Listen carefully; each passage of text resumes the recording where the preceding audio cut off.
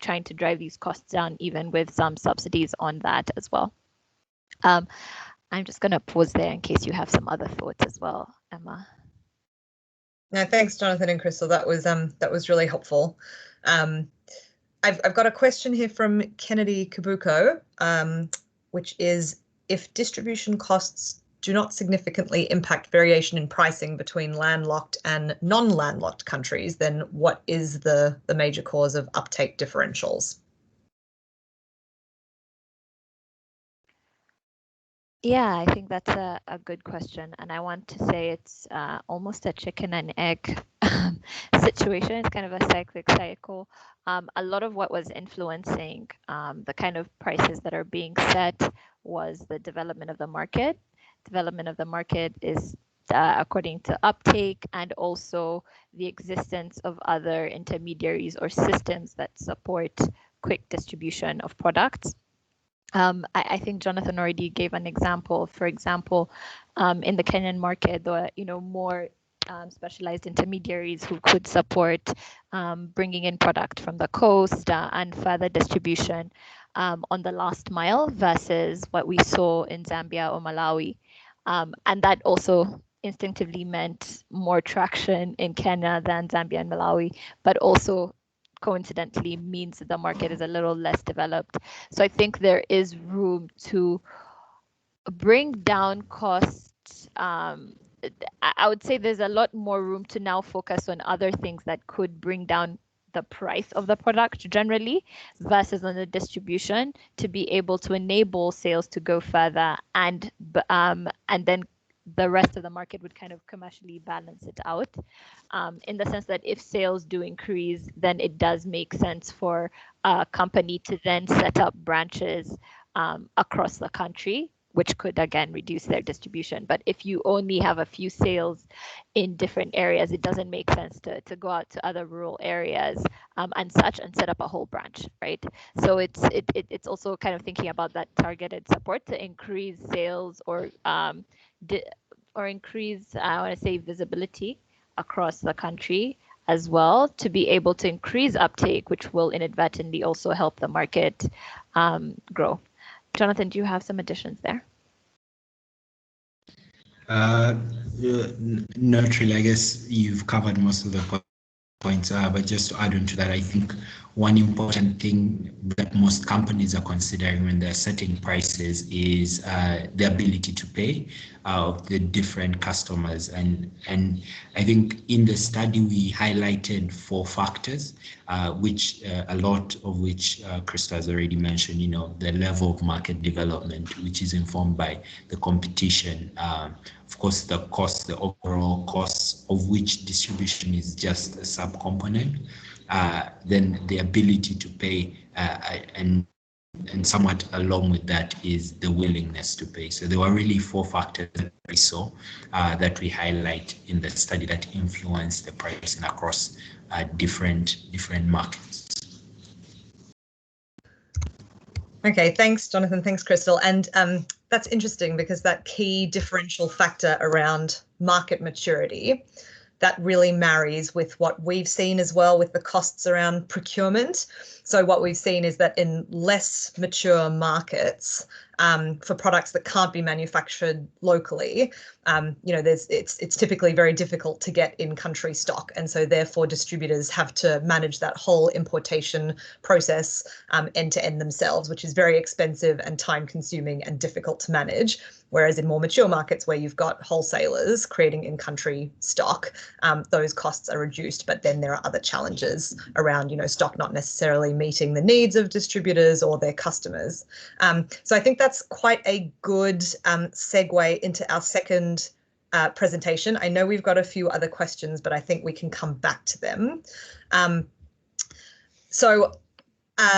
Another way to bring down costs and increase product affordability is, of course, to focus on the product itself. So as Pauline presented in the beginning, manufacturing costs account for 37% of the retail price. And so this is where the GDC's latest research comes into play. So I'm going to hand over to Amy to do a short presentation of this research. And again, we'll have some Q&A after that before we open it up to a broader group conversation. So Amy, over to you. Thanks, Emma. Victor, if you're still on the line, are you going to be sharing the slides on your end? I could, I can. Let me just share that from the beginning. There you go. I think that should be fine. Perfect, thank you. So I can manage this for you if you need me to. Okay, that works. So like Emma was saying, our report didn't look at the kind of distribution cost per se when it comes to affordability. It did hone in on another problem that we hear a lot from distributors themselves, though, which is how do they identify the product itself that is going to be high quality, of course, but also affordable at the last mile, where consumers are obviously so price sensitive. So if you go on to the next slide, Victor, where this all started, thank you, was when we spoke to a lot of our members. There are 200 last mile distributors all over the world in the Global Distributors Collective. And when we spoke to them, what they told us is that when it comes to selecting, okay, what product am I going to sell for my consumer, they're stuck between two options that aren't really ideal. The first option is choosing a product that is quality verified already. So this is the red box that you see in the top left here, which has a brand recognition, it has high quality assurance.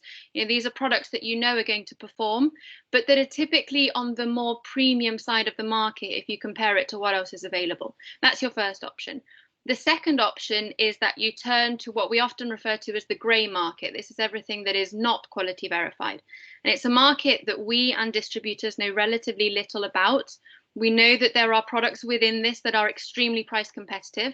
That's what makes the quality verified alternatives often more expensive.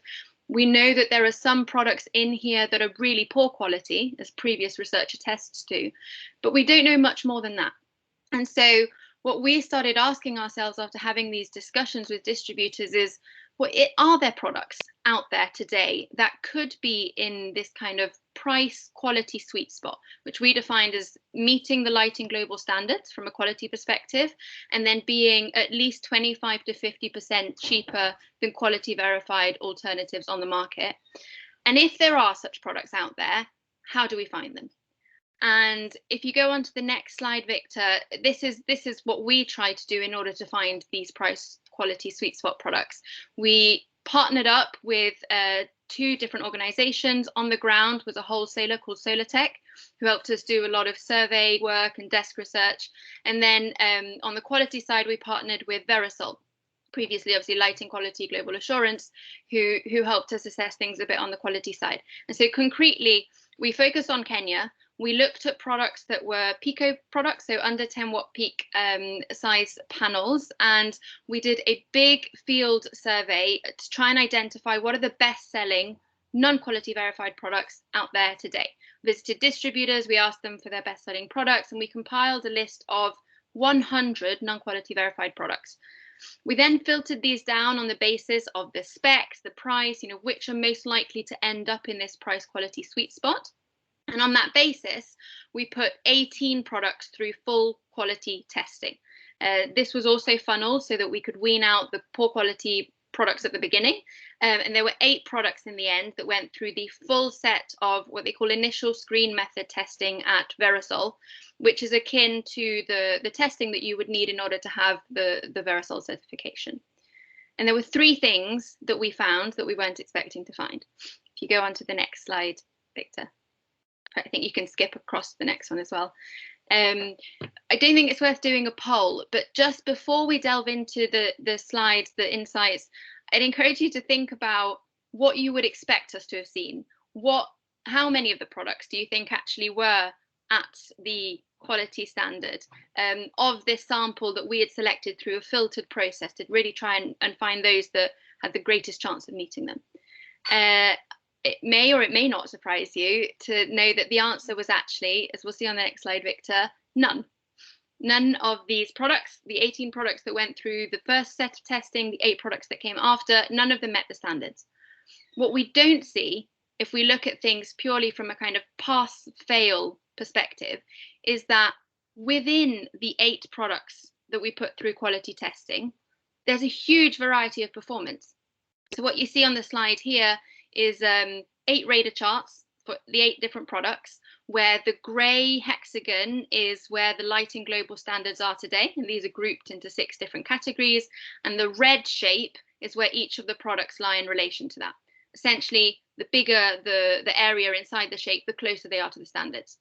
And so despite the fact that all 8 of these products fail, you'll see that 3 of them at the top in the green box are actually relatively close to the standards. They passed 80% of the tests, and the tests that they didn't pass don't seem very, very challenging to resolve. Whereas there are 2 products that are extremely far from the standards, and the remaining 3 are somewhere in between. So this is why we kind of called it 50 shades of grey, because I know that the market is often referred to as just the grey market, and it's all kind of painted with the same paint, with the same brush. We actually have a lot of variety in there. And so it was obviously the 3 products that were very close to the standards that were most interesting to us, because we knew that these were price competitive. And now it looks like, although they're not at the standards, they're not too far.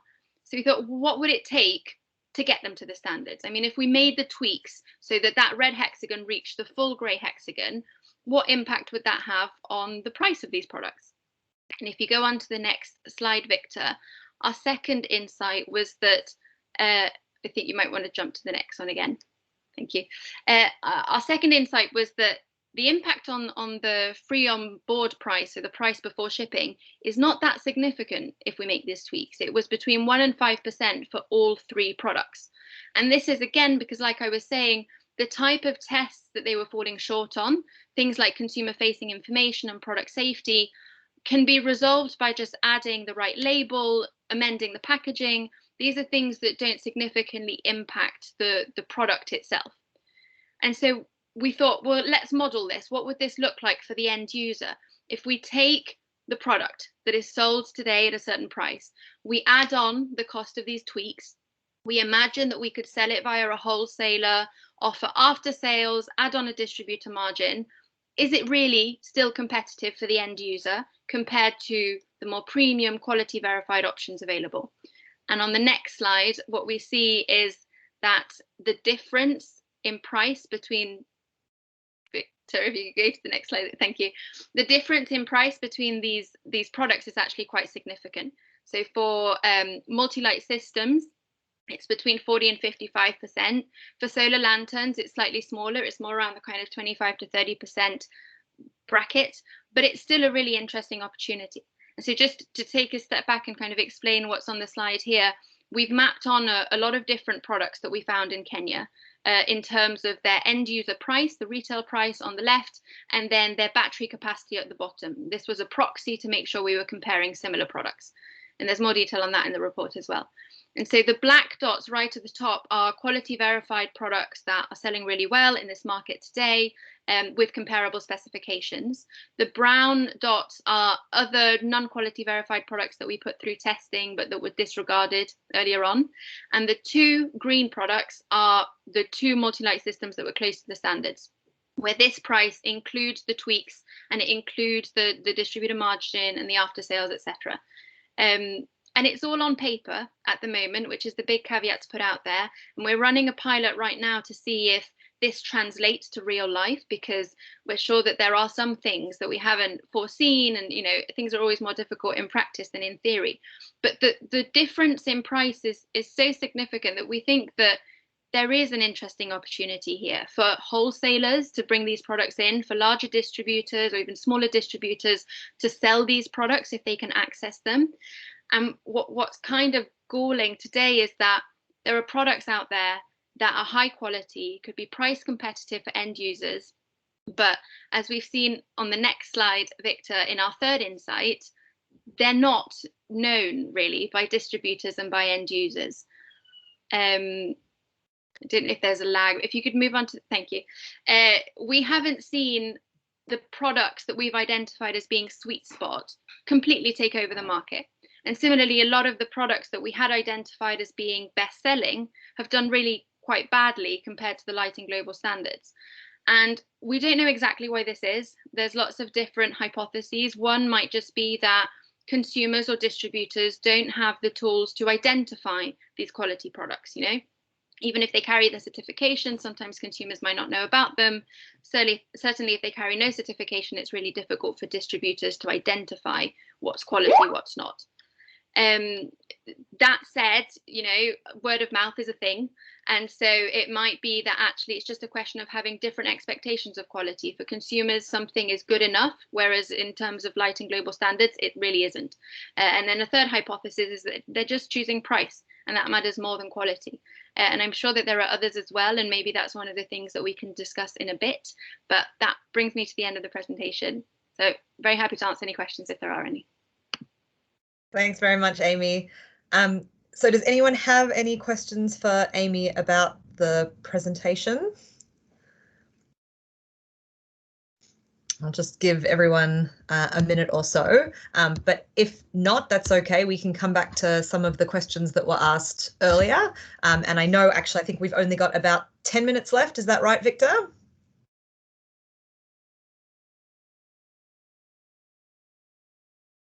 Okay, I think that's right. In which case we can also open it up to a group conversation around some of the questions that we wanted to bring out. So I'm not seeing any questions come in on the chat. Does anyone want to unmute themselves and ask a question?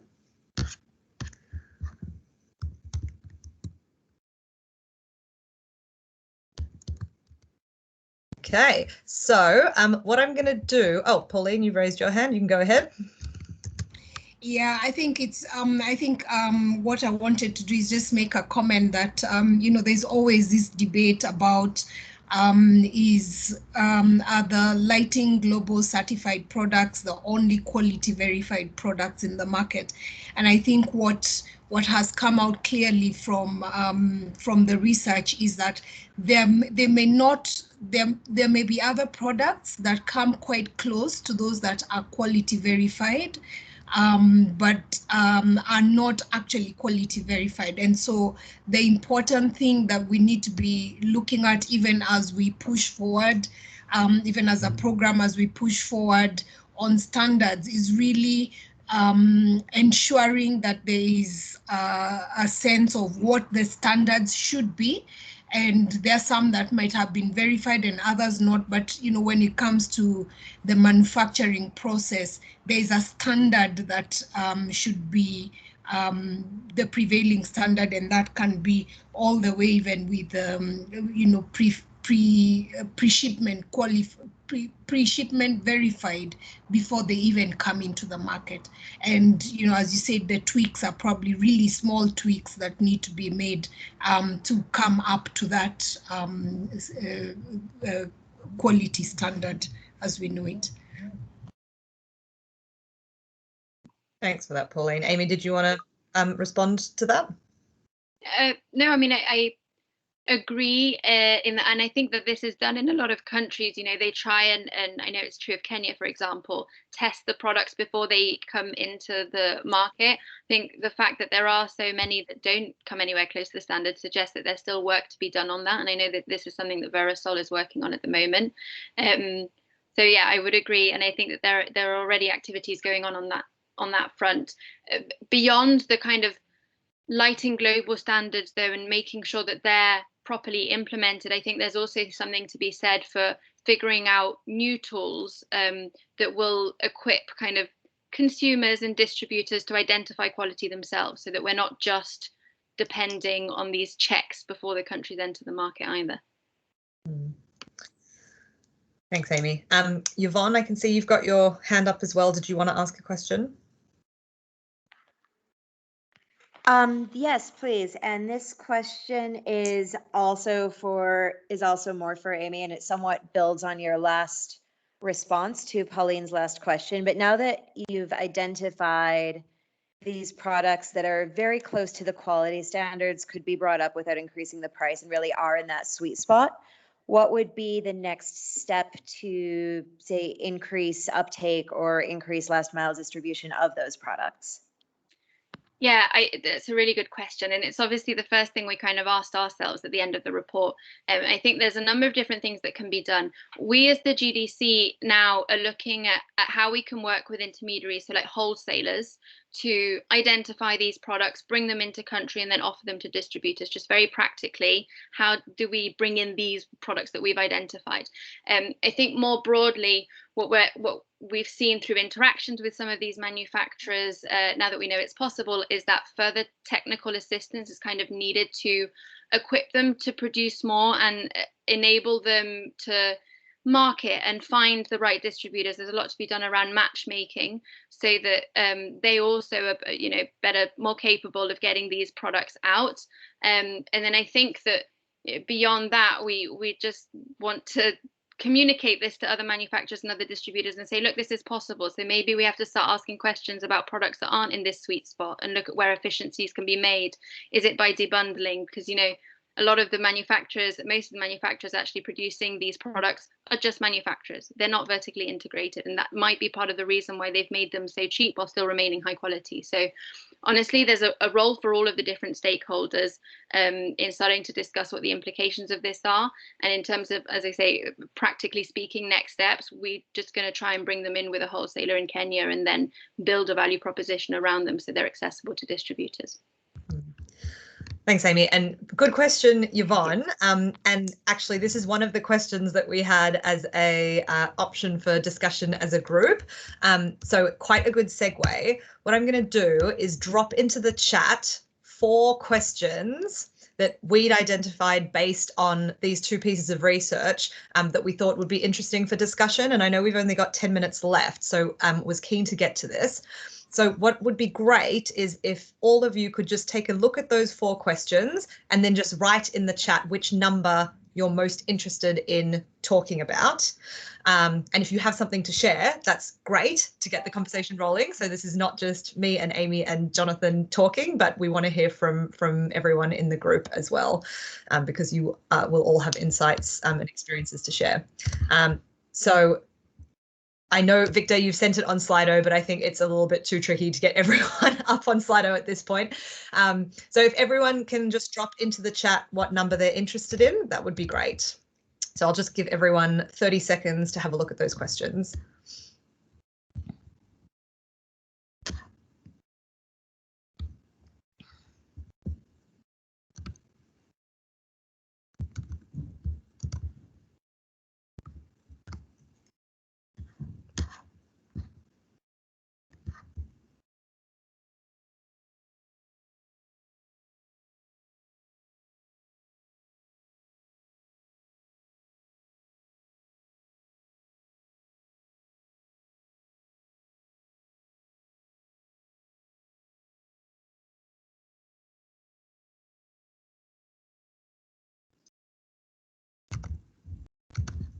Okay, this is interesting, maybe slightly less consensus than I was hoping. We've got 2 votes for question 4 and 2 votes for question 2.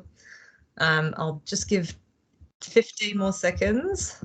Oh, Eric, that's helpful. We have a tiebreaker. Thanks.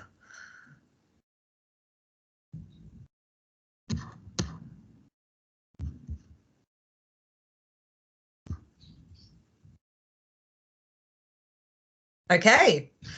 All right, so I'm not seeing any more responses come in. So good, we can continue the conversation that Yvonne, you started, which is how we get these kinds of products to market. Yvonne, did you have anything that you wanted to share based on Amy's question? I mean, at this point, my experience in last mile distribution has been more with improved cook stoves rather than solar. So I am right now mostly in this to learn about kind of a different sector in the renewables industry. So I think it's my turn to listen at this point. It's okay. Okay, well, Amy, I know you already raised a couple of kind of the solutions that we've been thinking about, some of which we're actioning, but some of which, you know, it's not kind of really our role to action. And we would hope that there would be kind of uptake around some of these ideas with others in the sector. But I guess it would be great to hear from others in the group what work you might have done in this space and what opportunities you see to bring some of these products to market. So I think it's probably just easier, instead of noting on the chat, to just jump in and unmute yourself with any thoughts or further questions that you have. Joyce, go for it. Yeah, I'll be quick. The first thing totally that comes to mind is, we often see in many countries that companies are struggling and they have a single voice. So whether they're, trying to get more affordable products in the ports or getting them out to the end user, they're doing it on their own. And I think if we could emphasize and try and build the capacity and the advocacy skills of some of the associations. And that doesn't mean that we set up associations separate, but it often comes from within. So if there's membership in those associations with these companies that are trying to get products out to the end users, and they become more, I forget that term, but more cooperative versus competitive, that's one way of trying to advocate and making sure these products get out to the end users. It's still this pendulum kind of, it's very tough for companies, obviously, as a private sector, they want to kind of keep their intellectual property and kind of keep it a secret. But when we're talking about vulnerable communities and the cost of distribution and stuff, especially in less mature markets, it needs to be more cooperative. That's also going to actually open up the potential for investment by either donors or governments, if we're looking at subsidy models and stuff like that. So just a suggestion. No, thanks for sharing, Joyce. And I think that's interesting, because actually what we do see in the last mile distribution sector is that it is still largely what we call pre-competitive, where, even in a place like Kenya, we have, I think, about 30 members in Kenya, most of whom are selling off-grid solar products, and very few of them are operating in direct competition. So there really is potential for them to cooperate, and not just by kind of joint advocacy, but, more meaningfully in terms of creating efficiencies and sharing costs. And actually something that we looked at before we moved to kind of this model that we're looking at now around a procurement platform was about centralized purchasing and bringing companies together to buy in bulk. And actually, Amy, did you want to talk just for a minute about sort of what our findings were from that, and why, unfortunately, we don't think that right now that is kind of a viable model for the sector? Yeah, sure. We looked across Africa, East and West Africa, and like Emma touched on earlier, obviously you've got very different levels of maturity in these different markets, and the extent to which this kind of aggregate model is feasible differs. And we found two big challenges actually in trying to set up that kind of aggregate model. The first is finding the partners who have both the networks, the logistics, the kind of assets that you need for this to work, and experience in solar, because there's a huge learning curve if you've never done solar before. And so we were really trying to find someone who was already in that sector, but large enough to benefit from those economies of scale. And there weren't many names in our list by the end, especially in kind of West Africa. And so maybe it means that actually next time we'd have to think a little bit more ambitiously, look at who has the assets, but not the expertise, not the experience in solar, and how do we bring them into that sector? So that was the first challenge. The second is, and I'm afraid this was another sweet spot that we were trying to find between a market that really needs these type of solutions, that is kind of more nascent and not as developed and doesn't have as much support, doesn't have in-country players, and so they could really benefit from an aggregated solution. And on the other hand, finding a market that is mature enough to have a market that's big enough to make the numbers work. We tried to do the numbers with one partner that we did find in West Africa. And in most of the markets we were looking at, the volumes just weren't significant enough, and even the kind of estimated volumes that would be unlocked by this solution, to cover the costs of the platform. And this was working with someone who was leveraging existing assets. So, you really do kind of have to find the countries that are just entering that sweet spot point where they really need support to unlock faster, but they're big enough that it would make sense for a wholesaler or whoever it is that would take this role on. Emma, just if I can respond just quickly, because it comes to mind, Amy, One of the things that we're looking at is actually leveraging, again, I go back to an association. One of the associations we talked to was to aggregate kind of purchasing and kind of disperse the risk amongst their members. So happy to talk more about that offline. Yeah, for sure. That'd be great. It's something we're trying to figure out as well and thinking about. So sounds good. Does anyone else have anything that they want to raise or share?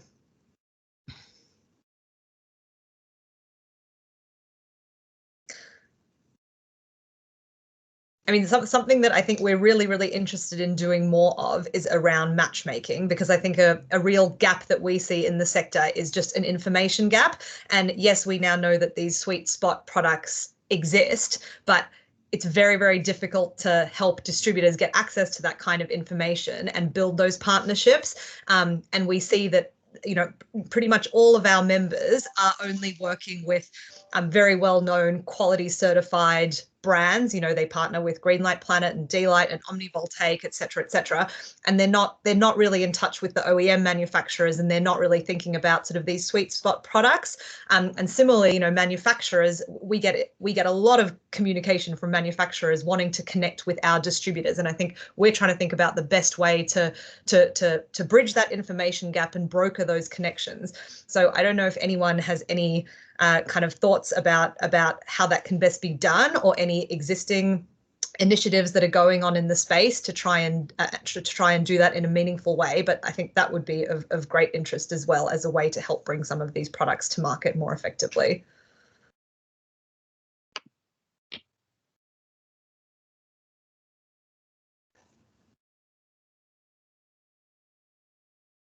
I think that just to add to what Emma said, I mean, while we're waiting to hear people's ideas, something that really emphasized how needed this is was a work that was slightly distinct from the report, where we looked to see whether there are manufacturers, newer manufacturers that have recently been certified through work with the IFC they're doing on the ground, who might happen to fall in this sweet spot area. And kind of to our surprise, we found that there are 2-3 manufacturers that have recently engaged with the IFC, who have brought their products up to the quality level, are on the Verisol website, and are price competitive in terms of how we define it, and our distributors don't know about them. And so, you know, just the fact of getting certified and going on this database is clearly not enough. More active matchmaking is needed to get the right manufacturers with the right distributors.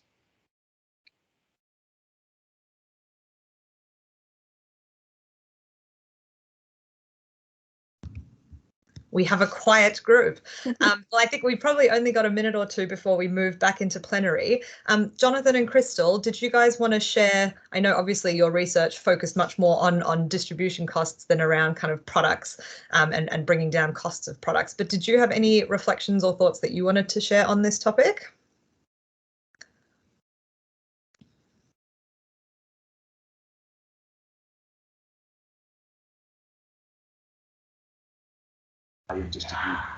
Emma, as you're waiting for them to share, I think I know you said that you might not be able to get people onto Slido just about now, but I was just thinking that maybe we could have just allowed for some of them to look at some of the questions you had, because I thought some of them were very interesting, to see if they would spark some interest in a few of the people, especially one of the questions on the cost of what affects cost.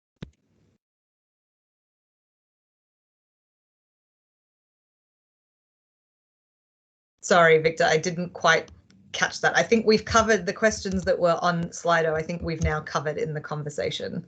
Also, they've responded to all of them. Okay, that's fine then. That's fine. Thanks for flagging though.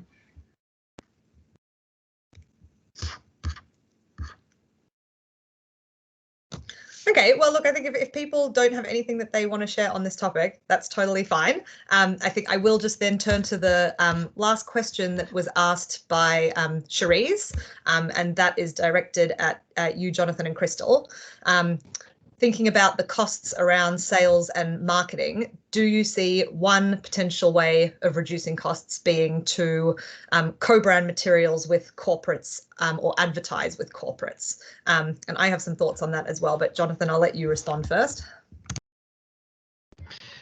Yes, that's first of all, that's a good question, and I think, yeah, what we saw in the study was that partnerships. I guess that's an example of a partnership model that we described in the paper, in which essentially companies work with sometimes a more established brand. I think a good example of one such partnership is between Phoenix and MTN in the countries that they operate in, and I guess it helps lower the sales and marketing costs for the solar companies or the solar operators.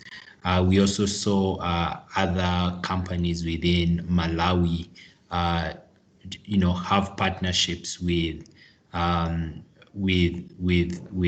say, for example, Total, to help them, with that sales and marketing. So it's certainly one of the common types of partnerships used by some solar operators to lower their costs for sales and marketing. And I guess that even goes on to, if you think about, for example, distribution, it's again another form of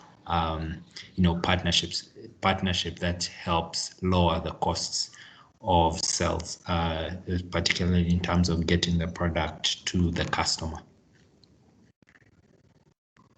Thanks, Jonathan. I just wanted to add, I mean, I think, what makes sales and marketing so expensive for distributors is the fact that they have to build awareness and demand for products that are unfamiliar and for products that are relatively very expensive for low income consumers. And so that means that distributors have to operate high touch models where they have to give consumers the chance to feel and experience a product firsthand. They have to go back to those consumers multiple times.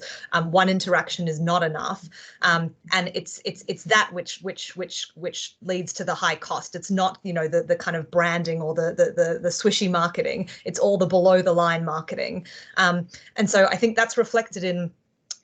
We're seeing a lot of distributors increasingly digitize operations, as a result of COVID.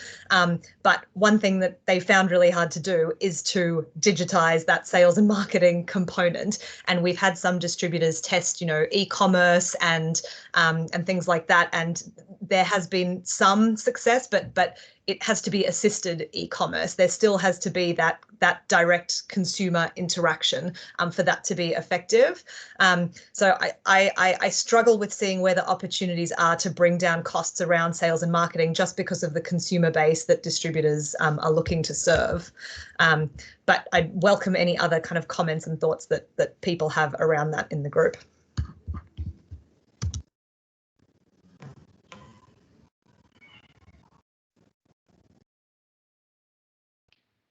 Can you hear me, Emma? Shree's here.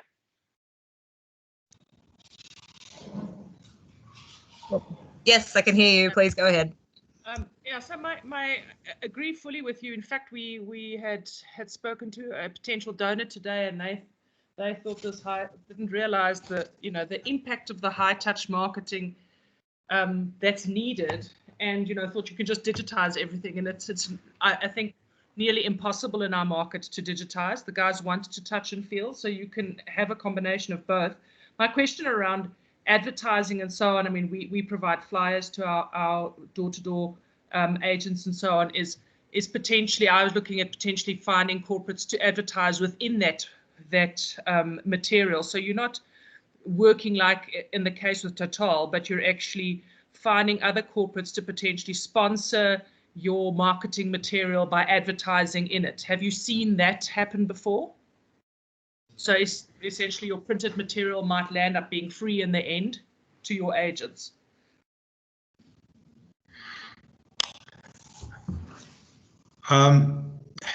So I guess within the study that we conducted, we did not necessarily find that being applied within the market, but it's certainly an interesting aspect to look into. Perhaps if Crystal is still on the call, she could maybe share what she's seen perhaps in other studies, and whether this is applicable, as you've pointed out as well. Hi, Sharif. Yeah, so I think it's a very interesting topic, I think, on, sort of corporate sponsorships from other, I think corporate sponsorships, as you kind of call them out, for advertising. I think the more likely, and I think the easier answer is yes. I've seen it happen, especially, Joyce just called it out as well. I think with other sectors, where you're kind of like bringing them together around a certain topic, whether it's like doing products in an education program or others who are trying to just push for lighting with something else. My only question on that, and maybe since you've tried it and seen it, is on sustainability. How often would there have to be, sort of kind of just fundraising with sponsors and so on? Is that something that a company could rely on, or does it make sense to kind of focus on actually developing this partnership, like we were calling out, like what's happened with, say, those who are advertising with an MTN or advertising with a Total?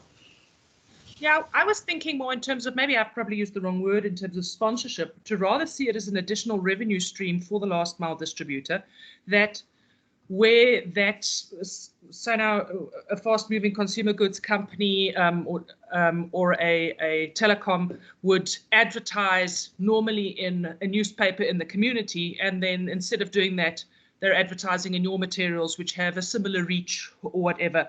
So it's really just more pitching to them advertising space to the last mile, which they may struggle to get to. So it's a win-win for both. I wouldn't call it a sponsorship. I'd say it's advertising and it basically sits on marketing cost. Now that you put it that way, I think that's an interesting one. I haven't seen it in the markets that I've been working in, but I think it definitely sounds like an interesting perspective, and it would be good to kind of just hear what the learnings have been on that and how to make it successful. Well, I'll try it and let you know. That's interesting. I think one of the challenges around that is also to what extent you keep that advertising brand agnostic. Particularly if a distributor, you have a number of distributors operating in an area, or, a distributor is offering kind of a basket of products. To what extent do you want to sort of focus on the brand versus to what extent do you just want to sell the benefits of the product and, give a large number of distributors a chance to sell a variety of products that might meet that need. And the cook stove sector, I think, actually having Yvonne on the line, the cook stove sector has done a lot of that type of kind of product agnostic campaigning, in collaboration with sort of supermarkets and so on, to generate demand for cook stove products. Some of which I think has been pretty effective in East Africa, at least. So I think there are some learnings there. Interesting. Thanks.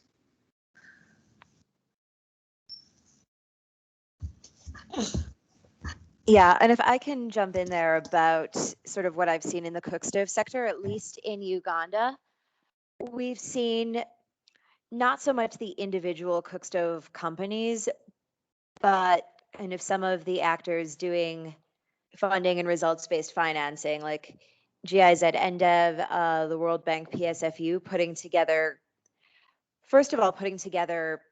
funding packages that encourage stove companies to form a consortium and apply together for RBF, and then also providing some technical support on the marketing end with either setting up demonstrations that the different members of the consortium can attend and show their products, or having displays out in front of shops.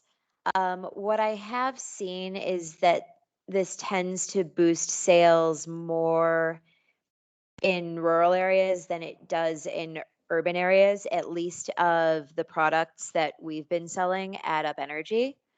What I don't know is how much that speaks to that sort of consolidation and product demonstration of a few products, how much that works better in general when you get more into rural areas and in the last mile versus at least right in Kampala, versus how much our specific products are not really targeted towards urban customers going to big supermarkets anyway. Thanks for that addition, Yvonne. I think just seeing Victor's note that we need to wrap up and move into the main plenary. So with that, thank you very much, everyone, for that discussion. Thank you, Jonathan and Amy, for your presentations. And we'll see you back in the main session. Victor, if you want to give us, let us know if there are any instructions for what we're supposed to do now. It's as easy as just leaving this session. You'll find the other session still waiting for you. You just rejoin. It will ask you to resume, I assume. For those who did not cancel the other one, if you just clicked on the link and this popped out, then just go back to the other session. It will ask you to just resume the session and you'll be back in no time. Thank you, everyone. Let's meet on the other side so that we can hear from the facilitators from both sides, and then we can have the wrap-up session. This has been good.